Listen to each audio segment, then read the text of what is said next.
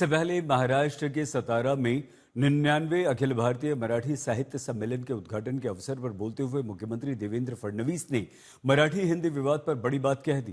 फडणवीस ने कहा कि फ्रेंच और स्पेनिश जैसी विदेशी भाषाओं का स्वागत करते हुए दूसरी भारतीय भाषाओं का विरोध करना गलत है। देवेंद्र फडणवीस बोले, महाराष्ट्र में सिर्फ मराठी जरूरी है, कोई भी दूसरी भाषा नहीं। एक मुद्दा सातत्याने या ठिकाणी येतोय की भाषा सक्तीची कुठली। मी या राज्याचा मुख्यमंत्री म्हणून सांगतो, महाराष्ट्रामध्ये फक्त आणि फक्त मराठी सक्तीची, इतर कुठली भाषा सक्तीची नाही, फक्त आणि फक्त मराठी सक्तीची।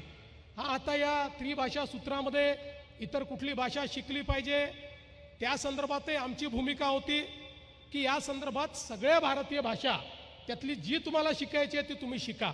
आता प्रश्न या ठिकाणी एवढाच निर्माण झाला की कुठल्या वर्गापासून शिकलं पाहिजे।